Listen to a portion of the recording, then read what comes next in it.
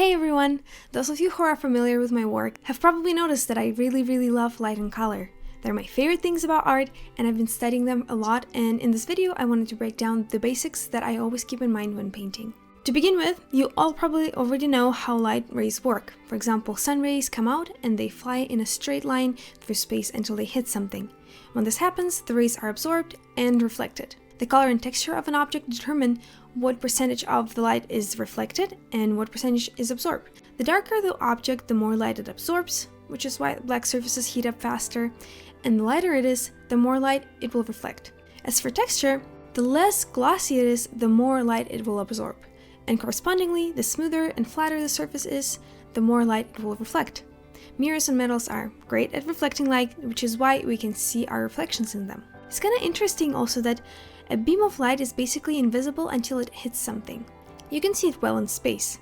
On Earth, the situation is a little different because we have air and an atmosphere, and so the light partially hits air molecules and light slightly illuminates the sky and any space in general. The denser the air, the better light will be seen, for example, in fog, dusty environment, or humid weather. But there is another important point. It is important to understand the angle at which the light falls. If the beam hits something at a right angle, the strength of the light is most visible. If the angle is wider, light touches fewer particles, molecules, etc., and it is therefore less visible. This can be clearly seen on rounded objects like this famous ball, which everyone uses to understand shadows. And while we're on the subject, let's look at why there's a highlight, light, partial shadow, shadow, and reflex. The thing is that on the highlight part of the ball, light falls at a right angle, respectively maximum reflection and absorption. The rest of the ball is illuminated a little less, and partial shadow is only grazed by the light. Even though the light doesn't hit the shadow part of the ball, there are other light sources. Light reflects from everything it hits. I like to think of light as energy. When it falls on objects, it also charges them with the ability to glow. They start to glow in their own way, meaning with the color that they themselves are. Lemons, for example, will give yellow reflex, etc. The strength of reflexes will depend on the strength of the main source of light. The sun, as an example of the brightest light source, will strongly charge the objects, and reflexes will be very visible. If it's a weak light source, like a lamp in a room, it's not strong enough to charge objects, and reflexes are so weak that it will be hard to see them. And now let's talk about shadows, because they are very much related to reflexes. You can even say they're in the reflex family. This is because an absolute shadow, a black shadow, only happens in empty space, like in the outer space or in a black room, where the shadow is not really affected by anything. In real life, however, it is not usually just black. As a rule, shadows take color from their surroundings. That's why on a sunny day the shadows outside are slightly cool, because the color that dominates the surroundings is the blue sky.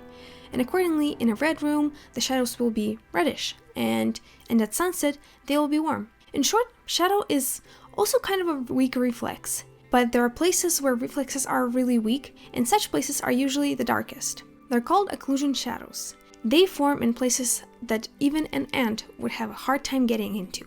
Places where objects are very close together, so it's very hard for light to get there. And while we're still on the subject of shadows, let's look at other types of shadows. In general, they're hard, soft, or something in between, and there is a difference between shadows on objects and falling shadows. On rounded objects, the shadow will always be soft or semi-soft. On shapes with sharp changes, it will always be hard. That's understandable. Questions most often arise when drawing falling shadows. You can see from this example that the brighter and stronger and harder the light source, the harder the boundary of the shadow will be. The weaker and more diffuse the light source, the softer the shadow will be. An example of a harsh, strong light source is the sun or a bright lamp.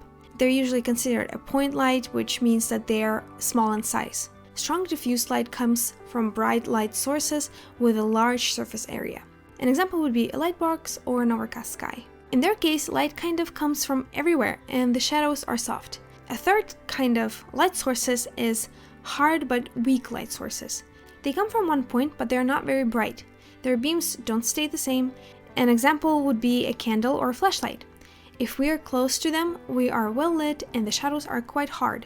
But as we move away from them, the light will get weaker and the shadows will soften. And the last type is weak diffuse light sources, like phone screens, torches, and campfires. Their shadows are always quite soft.